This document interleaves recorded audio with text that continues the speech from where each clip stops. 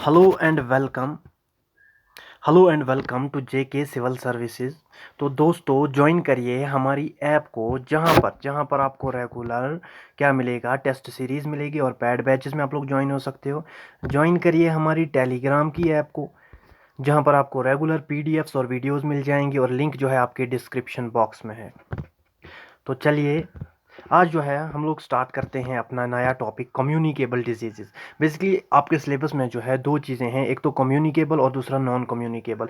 Communicable वाला portion जो है वो थोड़ा सा लेंथी है, लेकिन नॉन कम्युनिकेबल वो एक दिन में ख़त्म हो जाएगा। तो लगभग दो या तीन से चार वीडियोज़ में आपका ये टॉपिक भी कंप्लीट हो जाएगा। तो उससे पहले कुछ बच्चों के क्वेश्चंस आए थे कमेंट सेक्शन में। एक बच्चे ने पूछा था कि बायोटिन जो है, बायोटिन, तो बायोटिन के अगर हम लोग कैप्सूल्स खाएंगे तो क्या उससे हेयर फॉल रुक सकता है? हाँ बेटा, बिल्कुल रुक सकता है, क्योंकि बायोटिन की डेफिशिएंसी की ही वजह से आपका हेयर फॉल होता है। तो आजकल तो बहुत सारे प्रोडक्ट आ जाते हैं, बहुत सारे कैप्सूल्स आ जाते हैं मार्केट में। ओराइजा का भी शायद एक कंपनी है, 399 का उसका पड़ता है, और आप डॉक्टर से कंसल्ट कीजिए, वो आपको बेस्ट बता पाएगा। और दूसरे एक बच्चे की क्वेरी थी कि फॉलिक एसिड कौन सी प्रोटीन विटामिन का नाम है। फॉलिक एसिड 11 है, B11, ये आप लोग याद रखेंगे। B11, विटामिन B11 जो है फॉलिक एसिड होता है, B7 नहीं होता। वो ल्यूसेंट पे लिखा है, लेकिन छोड़ो, मैंने जो आपको पढ़ाया है वो दूसरी बुक से पढ़ा है, पाथफाइंडर से पढ़ा है, तो वो ज़्यादा बेटर है। B7 कुछ ग्लूटामेट होता है, वो आप देख लेंगे वहीं पर। तो आज का हम लोग अब टॉपिक स्टार्ट करते हैं, कम्युनिकेबल डिजीज़ेज़। तो कम्युनिकेबल डिजीज़ेज़ जानने से पहले आप लोगों को ये जानना ज़रूरी है कि डिजीज़ क्या होता है और डिजीज़ से पहले हेल्थ क्या होता है। तो सबसे पहले हम लोग हेल्थ की तरफ ही चलेंगे। हेल्थ क्या होता है? According to world health organisation, 1948 से पहले क्या होता था कि यहाँ पे देखिए, 1948 से पहले क्या था, जब वर्ल्ड हेल्थ ऑर्गेनाइजेशन नहीं थी तो हर एक कंट्री जो है अपनी डेफिनेशन देती थी अपने तरीके से। जैसे कोई बोलेगा हेल्थ जो है बंदा फिजिकली फिट होना चाहिए, कोई दूसरा बोलेगा उसके ऑर्गन्स अगर हेल्थी होंगे तो बस वो हेल्थी है। लेकिन जब वर्ल्ड हेल्थ ऑर्गेनाइजेशन बनी 1948 में, तो उसने जो है हेल्थ की डेफिनेशन दी और उसने तीन कंपोनेंट्स रखे हेल्थ के रिलेटेड। एक तो फिजिकल, मेंटल और सोशल, ये तीन कंपोनेंट्स को रखा गया। और ये क्यों? क्योंकि देखो, जब इंटरनेशनल समिट्स होते हैं, SUMMITS, जिनको पता नहीं है, समिट होते हैं, बड़े बड़े जो इजलास होते हैं, तो वहाँ पर क्या प्रॉब्लम आती थी कि जैसे मान लीजिए मैं यहाँ पर बीमारी को कहता हूँ टाइफॉइड, उसी को फ्रेंच वाले और कुछ नाम रखेंगे, उसी को दूसरे पाकिस्तान वाले और कुछ नाम रखेंगे। तो जब इंटरनेशनल समिट होते थे तो प्रॉब्लम्स हो जाती थी कि एक चीज़ के हज़ारों नाम होते थे। इसलिए ये ऑर्गेनाइजेशंस बनाई जाती हैं, इंटरनेशनल ऑर्गेनाइजेशंस, ताकि जो भी नाम दिया जाए वो वर्ल्ड वाइड एक्सेप्टेड हो, पूरे दुनिया में माना जाए। ठीक है, आई होप यहाँ तक आपको समझ आ गया होगा। तो हेल्थ क्या होता है? हेल्थ में तीन कंपोनेंट्स आते हैं। बंदा फिजिकली फिट होना चाहिए, यानी कि वो बाहर से फिजिकली फिट होना चाहिए, उसे कोई भी बाहर से डिजीज़ नहीं होनी चाहिए। दूसरी नंबर अगर मैं बात करूं मेंटली हेल्थी यानी कि वो दिमाग से, वो कुछ लोग होते हैं ना जो पागल टाइप के होते हैं, तो वो नहीं होना चाहिए। उसका नर्वस सिस्टम अच्छा खासा काम करना चाहिए, ये नहीं कि उसका नर्वस सिस्टम डेवलप ही नहीं हुआ तो हम लोग उसे हेल्थी कहेंगे, ऐसा नहीं होता। हेल्थी में क्या आ जाता है? फिजिकल भी बंदा फिट होना चाहिए, मेंटली भी फिट होना चाहिए, और सोशली। ठीक है ना? सोशल का मतलब ये है कि देखो, कुछ लोग क्या होते हैं जो अल्कोहल कंजप्शन करते हैं, अब सब लोग जानते हो उनकी सोसाइटी में इज्जत नहीं होती, तो वो क्या करते हैं, खुद को अलग आइसोलेशन में, या जिनका कोई बॉडी पार्ट, मान लीजिए कोई भी, उनको कोई डिजीज़ होती है, कोई फिजिकल डिजीज़ होती है, वो अपने आप को सोशली आइसोलेट करते हैं, दुनिया से कट ऑफ हो जाते हैं। तो इसलिए यहाँ पर ये कहने का मतलब है बंदा सोशली हेल्थी भी होना चाहिए, यानी कि सोसाइटी में उसकी इज्जत होनी चाहिए। तो ये थी वर्ल्ड हेल्थ ऑर्गेनाइजेशन 1948 की डेफिनेशन। इसमें आपने याद यही रखना है कि हेल्थ जो है 1948 वर्ल्ड हेल्थ ऑर्गेनाइजेशन जो डेफिनेशन दी, वो उसमें तीन कंपोनेंट्स आते हैं, फिजिकल, मेंटल एंड सोशल। तो चलिए अब हम लोग डिजीज़ की तरफ चलते हैं। डिजीज़ तो आप लोग सिंपली जानते ही हो, क्या? जो आपकी बॉडी नॉर्मल फंक्शन परफॉर्म करती है जब उसमें कोई प्रॉब्लम आ जाए, जैसे कि हार्ट का काम है पंप करना, अगर वो पंप ना करे हार्ट अटैक आ जाएगा। या और कोई डिजीज़ जो है, जैसे कि हमारी बॉडी में जो सेल्स जो है ना लिमिटेड क्वांटिटी में बनते हैं, लेकिन अगर वो बहुत ज़्यादा बनेंगे तो कैंसर हो जाता है। वही हुआ डिजीज़ दो वर्ड से लिया गया है, यहाँ पर देख लीजिए आप, डिस और ईज। डिस का मतलब होता है क्या? डिस का मतलब होता है अगेंस्ट, अपोजिट, और ईज होता है कंफर्ट। कंफर्ट मतलब जो आपका कंफर्ट है उसके अपोजिट। यानी कि कोई भी डिजीज़ लग जाना, कोई भी बीमारी लग जाना, उसी को हम लोग कहेंगे डिजीज़, ठीक है ना। वही यहाँ पर मैंने लिखा भी है, condition which interfere normal functioning of body and effect health, यानी कि जो आपकी बॉडी कोई भी नॉर्मल फंक्शन करती है, जब उस फंक्शन में वो फंक्शन ना कर पाए, कोई प्रॉब्लम आ जाए, तो उसी को हम लोग कहेंगे उसके अंदर डिजीज़ है। और डिजीज़ जो है वो स्ट्रक्चरल भी हो सकती है, यानी कि मतलब कोई स्ट्रक्चर, आपके बॉडी पार्ट के स्ट्रक्चरल में कोई स्ट्रक्चर में कोई भी इफेक्ट पड़ जाए, वो अच्छे से काम ना करे, तो वो स्ट्रक्चरल आ जाएगा। और फंक्शनल होता है जब वो अब चाहे फंक्शन ना करे। स्ट्रक्चरल का मतलब है जैसे कि एनलार्जमेंट ऑफ टिश्यूज़, जैसे कि टिश्यूज़ जो होते हैं, सेल्स जो हैं बहुत ज़्यादा बढ़ जाते हैं, result in the formation of क्या, कैंसर। ठीक ना किया जाए तो ट्यूमर, वो आ जाएगा स्ट्रक्चरल में। फंक्शनल आ जाएगा जब आपके किसी ऑर्गन में, आपके किसी भी बॉडी पार्ट में, जो आपका नॉर्मल फंक्शन है बॉडी का, जब उसमें कोई प्रॉब्लम आ जाए, तो फंक्शनल डिस्टर्बेंस वही होता है बॉडी का। होप यहाँ तक आपको समझ आ गया होगा। तो याद रखने वाली चीज़ एक ही है अभी तक, वर्ल्ड हेल्थ ऑर्गेनाइजेशन वाली। अब हम लोग टाइप्स की बात करें तो टाइप्स बहुत सारी हैं, याद रखेंगे आप लोग, कम्युनिकेबल, नॉन कम्युनिकेबल, लेकिन इसे भी लिया गया है यहाँ पर देखिए एक्वायर्ड से, ठीक है ना। तो हम लोग हर एक चीज़ पढ़ेंगे आपको समझाने के लिए। पहले हम लोग माइंड मैप से क्लासिफिकेशन करेंगे। तो सबसे पहले आप याद रखेंगे कि डिजीज़ को दो हिस्सों में इन्होंने डिवाइड किया, क्लासीफाई किया। एक तो कंजेनिटल, याद रखेंगे आप लोग, कंजेनिटल, और दूसरा एक्वायर्ड। कंजेनिटल डिजीज़ वो डिजीज़ होती हैं जो पैदा होने से पहले ही होती हैं, जब बच्चा माँ के पेट में होता है तब से ही होती हैं, वो होती हैं कंजेनिटल। वही मैंने यहाँ पर लिखा है इनबॉर्न डिजीज़। और दूसरा होता है एक्वायर्ड। एक्वायर्ड होता है जब बच्चा माँ के बाद, मतलब पैदा होने के बाद जो डिजीज़ उसे लग जाती हैं, उसे हम लोग एक्वायर्ड कहते हैं। होप यहाँ तक आपको समझ आ गया होगा। अब इस एक्वायर्ड को भी फर्दर डिवाइड किया गया दो हिस्सों में, एक तो कम्युनिकेबल में, दूसरा नॉन कम्युनिकेबल में। तो यहाँ से आगे आप लोग याद रखेंगे, यहाँ पर आपने सिर्फ इतना याद रखना है, क्या कॉन्जेनिटल क्या होता है, इनबॉर्न डिजीज़। और इनबॉर्न कैसे होगी आप खुद ही सोच लीजिए, आप सब लोग इंटेलिजेंट है तो सोचिए। देखिए कॉन्जेनिटल में क्या होगा, इनबॉर्न है तो इनबॉर्न मोटे लफ्ज़ों की बात है, माँ के पेट में ही बच्चे को डिजीज़ है। वो क्यों है, क्योंकि वो जेनेटिकली डिसऑर्डर की वजह से, मतलब अगर आपके किसी फैमिली, किसी रिलेटिव्स में कोई डिजीज़ होती है, वो सिर्फ माँ बाप नहीं होते, उसमें माँ बाप, चाचा, मौसी, क्योंकि जीन्स जो है ना इनहेरिट होते हैं एक इंसान से दूसरे इंसान के लिए। तो वही यहाँ पर कहने का मतलब है कि जब कोई डिफेक्टिव जीन आ जाए उस बच्चे में, तब जो है तब इनबॉर्न डिजीज़ पैदा होती हैं। उन्हीं को हम लोग क्या कहते हैं, कॉन्जेनिटल डिजीज़। इन्हें फिर फर्दर डिवाइड किया है दो हिस्सों में, याद नहीं रखेंगे आप लोग, सिर्फ बोल रहा हूँ। Gene mutation, chromosomal mutation. Gene mutation क्या होता है, देखिए जो क्रोमोसोम होता है, क्रोमोसोम के अंदर डीएनए होता है, मतलब क्रोमोसोम डीएनए से बना होता है, हेलिकली कॉइल होता है, इस तरह से हेलिकली कॉइल होता है। तो उसको हेलिकली कॉइल्ड डीएनए को हम लोग क्रोमोसोम कहते हैं। और जब हम लोग डीएनए को भी खोल कर देखेंगे, किसमें, माइक्रोस्कोप में, तो हम लोग उसका जो छोटा सा सेगमेंट है, मान लीजिए ये डीएनए है, रुकिए एक मिनट, हम लोग मान लेते हैं कि फिर से ये जो है डीएनए है, मान लीजिए इतना पोर्शन, तो इसका छोटा सा सेगमेंट, इतने से सेगमेंट को हम लोग क्या कह सकते हैं, जीन कह सकते हैं। उसके अंदर फिर वो सीक्वेंसेस होते हैं ATGC, वो छोड़िए आप, तो इसके अंदर जो है सीक्वेंसेस को आप में उतना अंदर जाने की ज़रूरत नहीं है। तो जीन म्यूटेशन में क्या होगा, इन्हीं जीन्स में चेंजेस आ जाती हैं। म्यूटेशन का मतलब ही चेंज होता है, वेरिएशन होता है। जब उनमें चेंज आ जाए उसकी वजह से भी डिजीज़ होती हैं, और समटाइम पूरे क्रोमोसोम में चेंज आ जाती है। क्रोमोसोम दो टाइप्स के होते हैं, ऑटोसोम और एलोसोम। एक को कहते हैं सेक्स क्रोमोसोम और दूसरे होते हैं बॉडी के क्रोमोसोम। चलिए छोड़िए, वो भी इंपॉर्टेंट नहीं है, इतना आप लोग याद रखिए। जीन म्यूटेशन, जीन में चेंजेस आने की वजह से। क्रोमोसोमल म्यूटेशन, जब क्रोमोसोम के अंदर, क्रोमोसोम जो है 30 पेयर्स होते हैं, ह्यूमन बॉडी में 30 पेयर, 30 सेट होते हैं, यानी कि 46 क्रोमोसोम्स होते हैं। जब उनमें कोई प्रॉब्लम आ जाए, कभी कभार एक बढ़ जाता है या कभी कभार एक घट जाता है, तो जब फिर उससे एक सिंड्रोम, यानी कि एक डिजीज़ ही आप समझ लीजिए, डिजीज़ ही हो जाती है, उसे हम लोग कहते हैं क्रोमोसोमल म्यूटेशन। एग्जाम्पल अगर मैं बात करूं किसकी, जीन म्यूटेशन की, तो जीन की म्यूटेशन की एग्जाम्पल जो है यहाँ पर देख लीजिए, हीमोफीलिया और कलर ब्लाइंडनेस। हीमोफीलिया जो है ना, इसको हम लोग रॉयल डिजीज़ भी कहते हैं, ROYAL, रॉयल डिजीज़ भी कहते हैं। क्यों कहते हैं? क्योंकि सबसे पहले ये पता किस में पाई गई थी? इंग्लैंड की एक क्वीन थी, क्वीन विक्टोरिया शायद, हाँ, क्वीन विक्टोरिया में ये पाई गई थी। तो फिर उसके बाद बहुत सारी रिसर्चेज़ हुई, इसके फैमिली में तो किसी को नहीं है, तो फिर कैसे आ गई? फिर बहुत सारे उसको तो वो कुछ चेंजेज़ आ गई थी जीन्स में, उसी की वजह से वो हीमोफीलिया हुआ था। इसमें क्या हो जाता है? ब्लीडिंग, ब्लीडिंग जो है ना, स्किन में ब्लीडिंग, वो लाल-लाल धब्बे जैसे पड़ जाते हैं। तो चलिए दूसरा आ जाता है कलर ब्लाइंडनेस। कलर ब्लाइंडनेस क्या होता है? कलर ब्लाइंडनेस जो है ये एक ऐसी डिजीज़ है ना, इसमें आप हर एक चीज़ देख सकते हो, लेकिन एक प्रॉब्लम आ जाती है। जहाँ पर बात आ जाए कलर को डिस्टिंग्विश करने की, 2 कलर होते हैं रेड और ग्रीन। तो रेड और ग्रीन के बीच में आप डिस्टिंग्विश नहीं कर पाओगे, आप फ़र्क नहीं पहचान पाओगे। अगर मैं आपके सामने रेड रखूँ या ग्रीन रखूँ, आपको पता नहीं चलेगा ये कौन-सा कलर है। तो इसी को नाम दिया गया कलर ब्लाइंडनेस। तो ये भी होती है जीन म्यूटेशन की वजह से। अब बात करेंगे क्रोमोसोमल म्यूटेशन, इसमें सिंड्रोम्स हैं।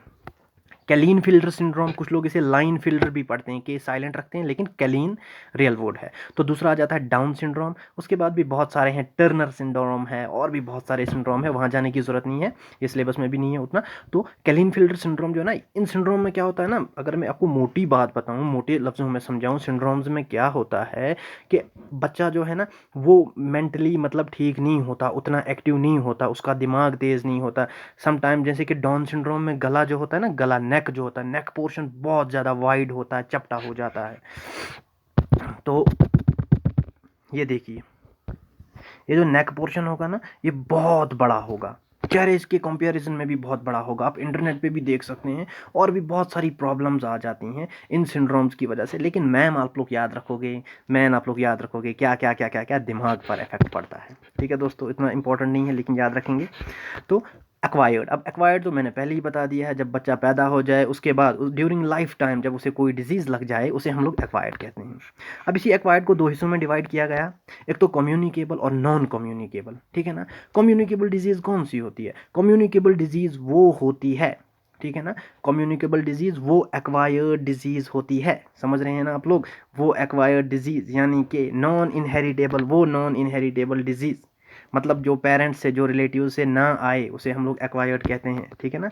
तो कम्युनिकेबल डिजीज़ वो डिजीज़ होती है जो स्प्रेड होती है, स्प्रेड यानी फैलती है इन्फेक्टेड पर्सन से हेल्थी पर्सन में, इन्फेक्टेड पर्सन से हेल्थी पर्सन में। और किस तरह से? सोर्स क्या होता है? सोर्स होता है air, water, physical contact. Physical contact मतलब है ड्यूरिंग सेक्स जो होता है, तब भी बहुत सारी डिजीजेज आ जाती हैं। या फिजिकल कांटेक्ट, किसी के साथ आप हैंड शेक करते हो, उसे जुकाम लगा है, एग्जांपल दे रहा हूँ, उसे जुकाम लगा है, फ्लू है, तो वो जो राइनो वायरस है वो आपके हाथ में चला जाएगा, तो आपको भी जुकाम लग जाएगा। या वेक्टर्स, वेक्टर्स होते हैं छोटे मोटे ऑर्गेनिजम्स, माइक्रोस्कोपिक, जैसे कि इंसेक्ट्स भी हम लोग वेक्टर्स कह सकते हैं, जो क्या करते हैं, जो डिजीज़ कैरियर होते हैं, डिजीज़ के कैरियर होते हैं, एक जगह से दूसरी जगह उन डिजीज़ के ऑर्गेनिजम्स, पैथोजेंस को ले जाते हैं। पैथोजन तो जानते ही होंगे ना, पैथोजन, चलिए बता देता हूँ। पैथोजन होता है disease causing micro organism, micro, MICROORGANISM, disease काज करने वाला माइक्रो ऑर्गेनिज्म, उसी को हम लोग पैथोजन कहते हैं। तो यहाँ पर यही लिखा है, इसे हम लोग इन्फेक्शियस डिजीज़ भी कहते हैं, क्योंकि आप तो जानते हो ये फैलती है, एक बंदे से दूसरे बंदे में फैलती है, तो इसलिए हम लोग इसे इन्फेक्शियस डिजीज़ भी कहते हैं। इसी कम्युनिकेबल डिजीज़ को, इस कम्युनिकेबल डिजीज़ को फर्दर 2 हिस्सों में डिवाइड किया गया। ठीक है ना? मतलब 2 हिस्सों में क्लासीफाई किया गया। एक तो किस बेस पर कि काजेटिव एजेंट, यहाँ पर मैंने लिखा है काजेटिव एजेंट। काजेटिव एजेंट मतलब कौन सा ऑर्गेनिज्म इसे काज करता है। कम्युनिकेबल डिजीज़ जो है किस ऑर्गेनिज्म की वजह से होता है, लाइक अगर बैक्टीरिया की वजह से है तो बैक्टीरियल हम लोग कहेंगे बैक्टीरियल डिजीज़, वायरस की वजह से होता है तो वायरल डिजीज़ कहेंगे, प्रोटोजोन की वजह से होता है तो प्रोटोजोन कहेंगे। वायरस, बैक्टीरिया, शक्तिया, ये सब आपको पता है, ये मैं आपको आगे भी बोलूँगा नेक्स्ट लेक्चर में, जब मैं वायरल डिजीज़ पढ़ाऊँगा मैं आपको वायरस के बारे में बताऊँगा। उसके बाद हेलमेंथ डिजीज़ है।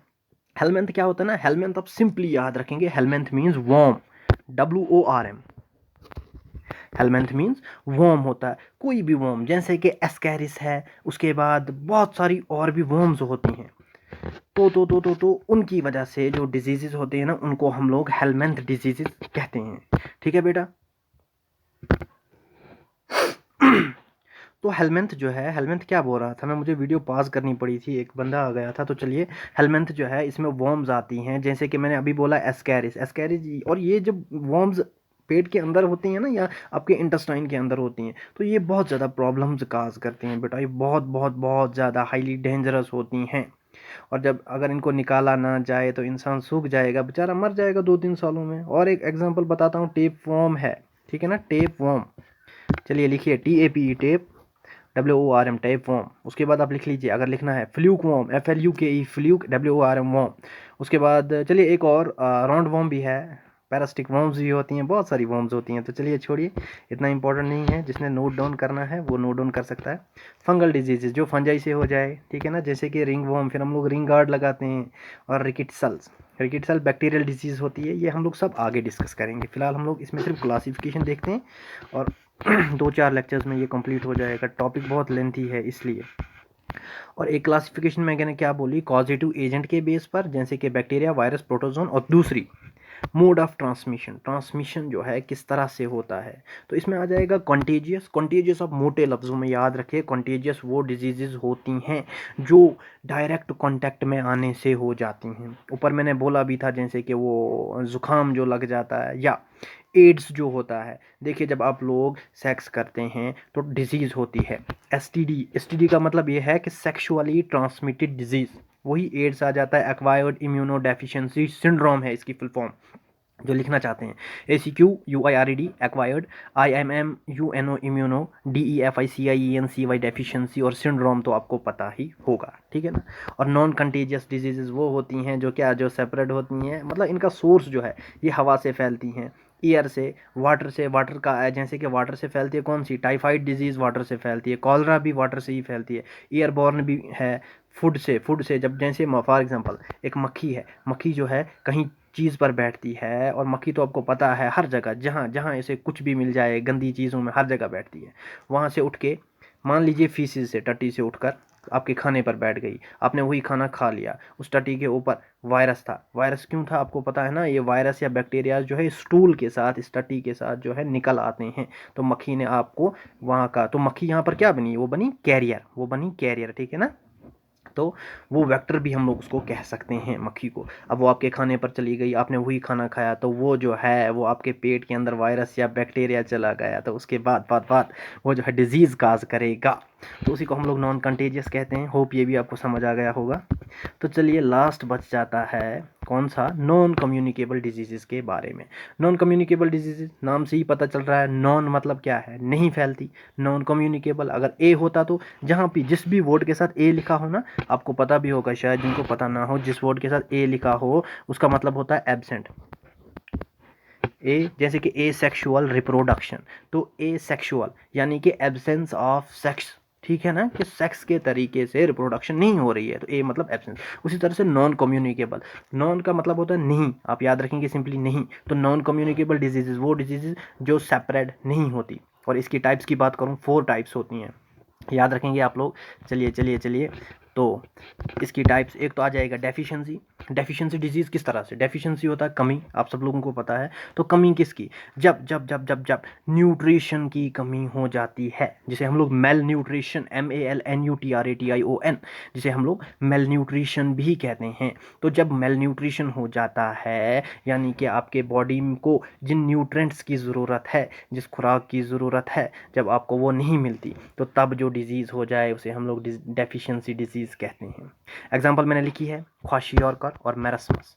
ख्वाशियोरकर और मेरस्मस जो है ना, ये जो दो डिजीज़ हैं, ये दोनों ज़्यादातर गरीब बच्चों में पाई जाती है। क्यों, क्योंकि डॉक्टर्स कहते हैं आप बैलेंस डाइट लेंगे, तो और बैलेंस डाइट तो छोड़िए, कुछ गरीब ऐसे भी हैं दुनिया में जिनको जिनको जिनको खाना तक नसीब नहीं होता, जिसकी वजह से उनको डिजीज़ हो जाती है।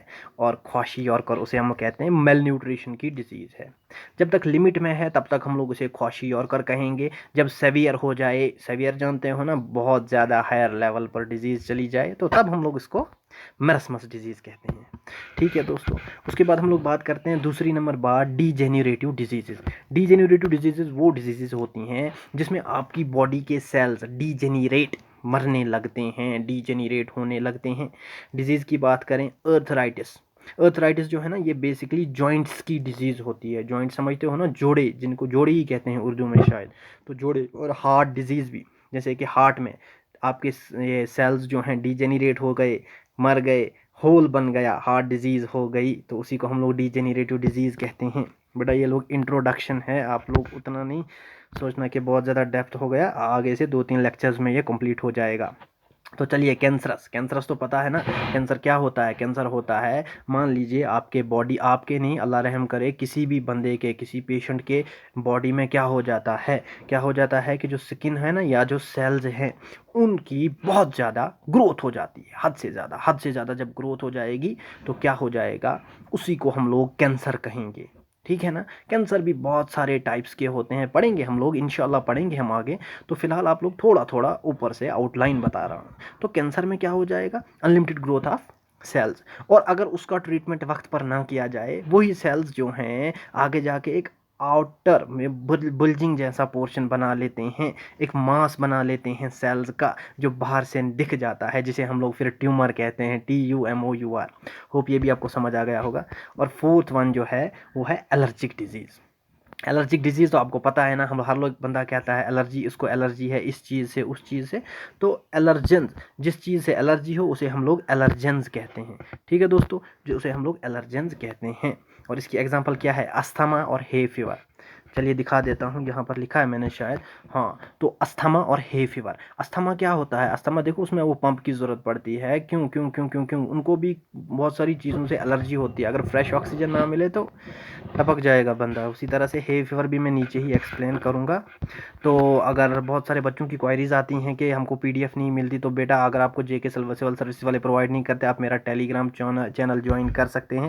दिखा देता हूँ उसका लोगो, ये है उसका लोगो।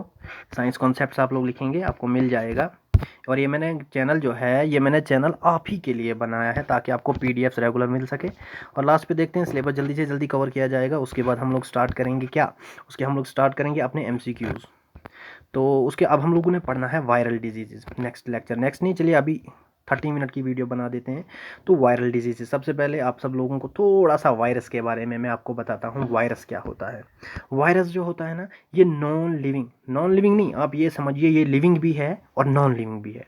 ठीक है, यहाँ पर मैं, चलिए, वायरस ये लिविंग भी है और नॉन लिविंग भी है। किस तरह से, जब ये किसी होस्ट के बाहर है, ठीक है ना, किसी होस्ट के बाहर जब है तो तब ये नॉन लिविंग होता है। लेकिन जब ये एंटर हो जाता है, जब ये बॉडी के अंदर एंटर हो जाता है, तो उसके बाद ये एक्टिव हो जाता है, फिर ये अपना काम करना शुरू करता है, फिर ये डिजीज़ काज करना शुरू करता है। इसीलिए मैंने इसको कहा ये लिविंग भी है, नॉन लिविंग भी है। और ये जो है ना, ये माइक्रोस्कोपिक होता है, मतलब इनको नेक्ड आइज, मतलब जब हम लोग सीधा देखेंगे ना आँखों से तो कभी नहीं दिखेंगे, जब हम लोग माइक्रोस्कोप में देखेंगे, उसके लिए भी वो 40x की भी नहीं, एक तो होता है ना माइक्रोस्कोप, अपने लाइब्रेरी में देखे होंगे, एक 10x का होता है, 40x का होता है, 100x का होता है। तो मतलब शायद 70x से अबो ही इसमें दिखता है, उस वाले माइक्रोस्कोप से, इतने ये छोटे होते हैं वायरसेस। ठीक है ना। तो वायरस जो है ना, वायरस के बारे में तो पहले किसी को पता ही नहीं था, और सबसे ज़्यादा वो कहते हैं ना उत्सुकता, वो क्यूरियोसिटी जानने की कि ये है क्या चीज़, ये सबसे ज़्यादा किसको थी। एक साइंटिस्ट का नाम आपने सुना होगा, बचपन से ही सुना होगा, Louis Pasteur, LOUIS, spelling check कीजिएगा, पक्का नहीं हूँ, लुईस पॉस्चर, POSTIEUR, पॉस्चर। तो वो क्या कर रहा था, वो ये बात जानना चाह रहा था कि रेबीज़ जो होती है, जिसे कश्मीरी में, रबीज़ को कश्मीरी में हलक कहते हैं, हलक, अल्लाह ताला बचाए इन डिजीज़ से। तो रबीज़ जो है, रबीज़ किसकी वजह से होता है, कौन सा पैथोजन है, पैथोजन यानी डिजीज़ काइजिंग माइक्रो ऑर्गेनिज्म, कौन सा है जिसकी वजह से रबीज़ होती है। लेकिन वो इसे पता तो नहीं कर पाया। उसके बाद एक और साइंटिस्ट आया, Yvonne sky, IVAONSKY, Yvonne sky, Ivan sky, spelling बोल दी है, इवॉन स्काई। उसने एक फ़िल्टर बनाया। उसने फ़िल्टर क्या बनाया कि मैं जो है वायरस या बैक्टीरियाज को इससे छान सकूं, उसे कुछ चैम्बर कहते हैं, इंपॉर्टेंट नहीं है, आप लोग याद रखेंगे बस, इवॉन स्काई। तो इवॉन स्काई ने एक चैम्बर बनाया, और उसी चैम्बर का इस्तेमाल करके इवॉन स्काई ने कुछ ऑर्गेनिजम्स को मतलब ऑब्टेन किया, और उन्हें जब माइक्रोस्कोप में देखा तो तब जो है वायरस की डिस्कवरी हुई कि ये वायरस है। और वो वायरस उसने किस में पाया था ना, वायरस जो है एक प्लांट में पाया था, टोबैको प्लांट में। टोबैको समझते हो ना, तंबाकू जिसे कहते हैं, वो उस प्लांट में, इसीलिए उसका नाम फिर पड़ा था टोबैको मोज़ैक वायरस। लिख लेते हैं, TOBACCO, TOBACCO, tobacco, MOSAIC, tobacco mosaic virus. तो उसी में उसने जो है फिर ये पाया था। उसके बाद और भी कुछ चीज़ें हैं। वायरस जो है, वायरस के जो स्मॉल पार्टिकल्स होते हैं, छोटे मोटे पार्टिकल, उनको हम लोग वीरियंस कहते हैं, VIRIONS, वीरियंस। तो उन्हें हम लोग वीरियंस कहते हैं। तो अब हम लोग, चलिए इतना काफ़ी है वायरस की इंट्रोडक्शन के लिए। अब हम लोग बात करते हैं वायरसेस में जो हमारी पहली टाइप है, पहली डिजीज़ जो है मीज़ल्स। मीज़ल्स डिजीज़ जो है ना बेटा, ये जो है ये ज़्यादातर बच्चों में पाई जाती है, ठीक है ना। इसमें क्या हो जाता है, आपकी जो बॉडी होती है, जो बच्चों की बॉडी होती है, उसमें रेड कलर के वो दाग धब्बे जैसे पड़ जाते हैं, ठीक है ना। तो आप लोग याद रखेंगे, मीज़ल्स जो है, मीज़ल्स किस वायरस से होती है, ये पॉइंट्स आपसे पूछा जा सकता है, बाकी आपसे कुछ नहीं पूछा जाएगा। तो मीज़ल्स वायरस जो है वो होगा किससे, पैरामेक्सो वायरस से। और ये आरएनए वायरस है। आरएनए वायरस का मतलब ये है, इनमें जो जेनेटिक मटेरियल होता है वो आरएनए होता है, ये आप लोग याद रखेंगे। और मोस्ट ऑफ द वायरसेस में आरएनए ही जेनेटिक मटेरियल होता है। हाँ, कुछ एक्सेप्शंस हैं, कुछ वायरसेस हैं जिनमें डीएनए, लेकिन लेकिन लेकिन लेकिन लेकिन लेकिन आरएनए जो है मोस्ट केसेस में जेनेटिक मटेरियल होता है। और जेनेटिक मटेरियल क्या होता है, जेनेटिक मटेरियल याद रखो आप, सिंपल, मैं पहले भी बहुत बार बता चुका हूँ, डीएनए या आरएनए को हम लोग जेनेटिक मटेरियल कहते हैं, ठीक है ना। तो इसकी इंक्यूबेशन, यहाँ पर मैंने आईपी लिखा है, आईपी मीन्स इंक्यूबेशन, क्या हो गया, हाँ। तो इसका जो इंक्यूबेशन पीरियड है, इंक्यूबेशन पीरियड वो पीरियड होता है, मान लीजिए जब किसी ऑर्गेनिज्म ने, जब इस अपने वायरस ने, ये जब ये अंदर चला गया बॉडी के अंदर, तो ये इफेक्ट कितने दिनों बाद शुरू करेगा, उसी को हम लोग इंक्यूबेशन पीरियड कहते हैं, INCUBATION, इंक्यूबेशन पीरियड। तो 10 से 14 दिन, जब ये वायरस बॉडी के अंदर एंटर हो गया, तो तब ये डिजीज़ काज करेगा। और इसका इंक्यूबेशन पीरियड 10 से 14 डेज का होता है, ठीक है बेटा। उसके बाद हम लोग बात करते हैं ट्रांसमिशन की। ट्रांसमिशन फैलता कैसे है, ड्रॉपलेट इन्फेक्शन, जैसे कि थूके वूके होते हैं ना, जब हम लोग बात करते हैं ड्रॉपलेट्स बाहर निकलते हैं, उससे फैलता है। फॉर्माइट से फैलता है। फॉर्माइट जानते हो ना, फॉर्माइट्स होता है ऑब्जेक्ट्स, कोई भी चीज़, आप चेयर पर बैठे हो तो वहाँ पर लग गया, नीचे चेयर पर दूसरा बंदा आके बैठ गया, उसके हाथ में वायरस लग गया, उसके बाद उसने नाक साफ़ की तो वहाँ से चला गया। बहुत सारे रीजंस होते हैं, चलिए छोड़िए, याद आप लोग यही रखेंगे, पैरामिक्सो वायरस। और मेडिसिन की बात करें तो अकाइक्लोविर ड्रग्स जानते हो ना, यही ड्रग्स इसके लिए यूज़ किए जाते हैं। नाम ये ड्रग्स भी नहीं मेरे हिसाब से आपको कोई पूछेगा। उसके बाद एंटीपायरेटिक्स वो ये होते हैं, मेडिसिन होती हैं जो जो क्या करती हैं, जो फीवर को रिड्यूस करती हैं, जो बुखार को रिड्यूस करती हैं। याद रखेंगे आप लोग, एंटीपायरेटिक्स वो मेडिसिन, वो सब्सटेंसेस जो फीवर को रिड्यूस करेंगे। और दूसरा भी एक चीज़ होती है एंटी एनाल्जेस्टिक्स, ANALGESTICS, एनाल्जेस्टिक। तो वो क्या करते हैं, वो आपको दर्द से राहत दिलाते हैं, पेन से राहत दिलाते हैं। होप ये भी आपको समझ आ गया होगा। और प्रिवेंशन सिंपल है, प्रिवेंशन होता है रोका जा सकता है, किससे, वैक्सीन आती है एक मार्केट में, MMR वैक्सीन, ठीक है ना। इसका नाम MMR क्यों कहते हैं, इसकी फुल फॉर्म जो है मीजल्स मम्प्स रूबीला, ठीक है ना। मीजल्स लिख लीजिए, MEASLES, मीजल्स, MUMPS मम्प्स, और RUBELLA, ठीक है ना बेटा। Measles, MEASLES mumps, MUMPS mumps, और रूबीला, RUBELLA। तो ये इसकी फुल फॉर्म है, मीजल्स मम्प्स रूबीला वैक्सीन दी जाती है। कब कब, जब बच्चा 9 से 12 मंथ का हो जाए, मतलब ये जो है 2 बार दी जाती है लाइफ टाइम में। जब बच्चा 9 से 12 महीने का हो जाए, उसके बाद 15 से 18 महीना का हो जाए, इन दौरान। तो बेटा लेक्चर काफ़ी बड़ा हो गया है, आप लोग कमेंट सेक्शन में ज़रूर लिखेंगे लेक्चर कैसा लगा। पिछली बार मैंने लेक्चर डाला था, कुछ बच्चों ने कहा कि थोड़ा डेप्थ में हो जाए। आपके कमेंट से ना दिल खुश हो जाता है, कितने अच्छे अच्छे कमेंट आपने पिछली बार किए थे। तो चलिए, मीजल्स हो गया। अब नेक्स्ट लेक्चर में हम लोग ये वायरस का भी कंप्लीट करेंगे, बैक्टीरियल भी कंप्लीट करेंगे। एक और वीडियो उसके बाद आ जाएगी, उसमें हम लोग करेंगे जूनोसिस डिजीज़ वो होती है ना, आप लोग याद रखेंगे, ZOONOTIC, जूनोटिक डिजीज़ वो डिजीज़ होती है जो एनिमल्स से ह्यूमंस में फैलती है, उन्हें हम लोग जूनोटिक कहते हैं। तो चलिए हम लोग नेक्स्ट लेक्चर में पढ़ेंगे, फ़िलहाल इतना ही। और PDF मैंने बता दिया कहाँ पर मिलेगी, ठीक है। अल्लाह हाफिज़, okay, bye bye bye bye bye.